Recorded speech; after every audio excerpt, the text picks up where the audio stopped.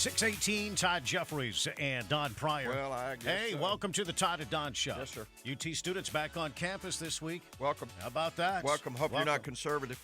Yeah, if you are, be careful. There's a warning out there. UT Austin students are reacting to these the doxing threats against conservative students this morning. Yeah, as conservative students arrive on campus at UT Austin, they're facing more worry than usual.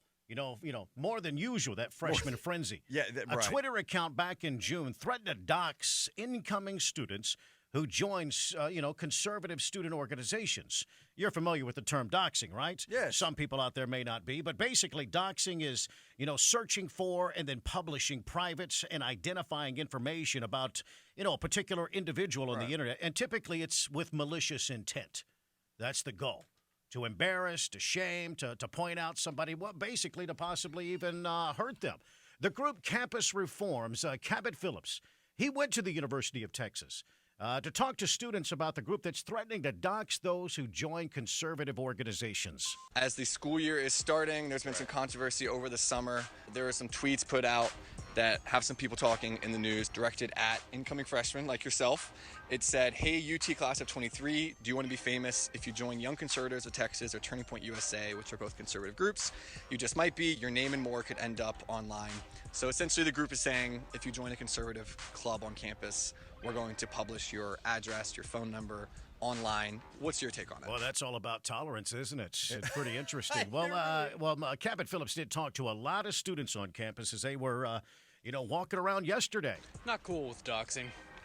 Seems like a low blow to just call somebody out for what their opinion is. I'm not conservative. I'm actually quite liberal, but I don't think that's cool to sort of threaten people. I think it's against freedom.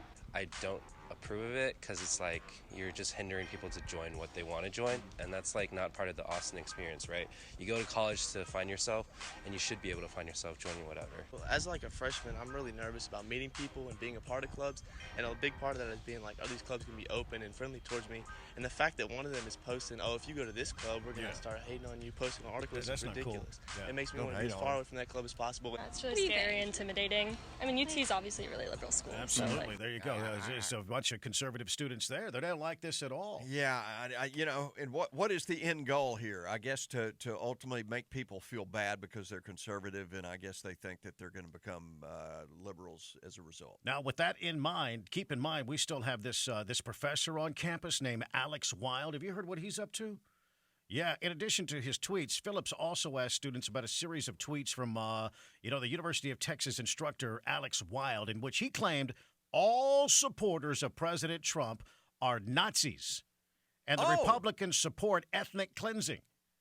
Wow. I see. Yeah, that's the hate and the insightful stuff he's talking about in our classrooms with our kids. My goodness. If you support Donald Trump or you support conservatives or Republicans, he thinks you're a Nazi. And I don't know about you, but Donald Trump, his daughter is Jewish, his son-in-law is Jewish, his grandkids are Jewish. He moved the embassy to Israel. He sure does have a funny way of being a Nazi. He really does. But if you support him, you're a Nazi. That's a lot to take on, man. That is to realize I'm a Nazi. That's. Now, it wouldn't be nice to say that all professors, including Gregory Fenves, are Nazis. That wouldn't be a polite thing to say, would it? That groupthink.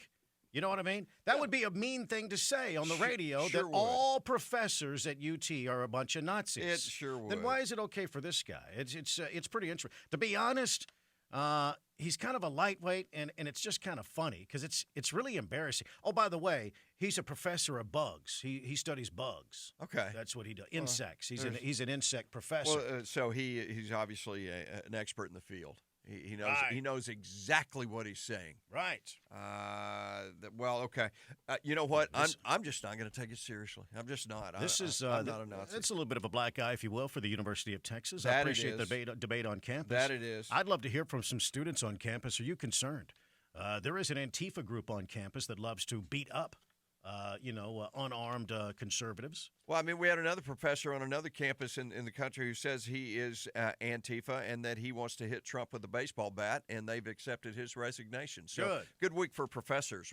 Good work. Great stuff. Well, for that's the the kids. thing. Once you get tenured, you got to do some things to get some attention to yourself. I guess so. And I guess it's okay. I mean, he has free speech rights, but if it's insightful free speech, Yeah. is that a misuse of your free speech? I wonder if they think that tenured also means that they're literally bulletproof. And I guess in some aspects of their job they are, as far as job security, as long as you just shut up and do your job. 623, and we were talking a minute ago about how the city's raising your taxes this year, how the Travis County Hospital District is, how Travis County Commissioners will raise it, ACC, the AISD, on and on and on and on. Yeah. Big time.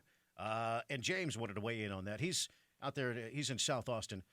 Hang on a second, James. I thought you were going to call about something else. I thought there was another caller there. Maybe there was somebody on hold a minute ago. James, go ahead. What's on your mind? Hey, James.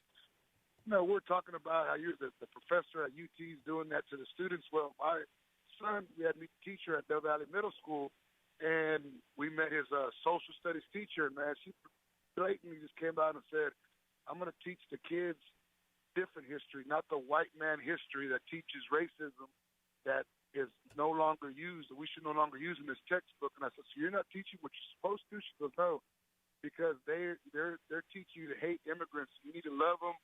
And spewing all kinds of stuff. So I kind of got into it with the principal at that school.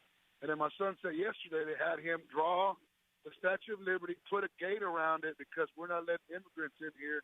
And then she kept calling Trump an orange color-looking dude.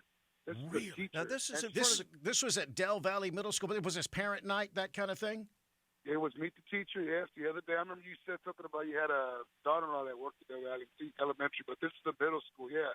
Oh, my goodness. I said, you can't be teaching these kids that. I mean, you're teaching them to hate white people. I'm Mexican. I said, you're doing reverse racism because you're teaching them to hate white people they ain't got no reason to. Wow. And she was all for the immigrant. You know, she's teaching them that we're not letting them in and we need to help them, and that's why she put the gate around the statue. Who exactly is she saying this to? In what setting exactly? Parent night, where it's the beginning of the She's saying school this year. to the Parents parents? come to meet the teachers. She said it in the class yesterday. She had them draw the Statue of Liberty with a gate around it. Wow. She called Trump an orange-looking dude. She called him all kinds of names. She had him draw him as a clown, and my son wouldn't do it. So I just told him to walk out of class, and he did. I had a conference with him. What school? Last year. Specifically, which school? Del Valley Middle School. There's only one middle. Oh, Del Valley, right there, across the high school on Pierce Lane. Do you want to say the teacher's name? No, not yet. No, because I got a conference with the main guy at the board about this already. Because my son don't want to get called out. I don't blame you, man. Well, whenever you get an update, you call us back and update us, okay? I will, sir. I'll let y'all know that. Wow. Well, middle school. Well, thank you, James. I appreciate it. Well, this is the week that parents are meeting the new teachers. Wow. And I bet there's some other stories like that. Jump in here. 512-836-0590. The Todd and Don Show.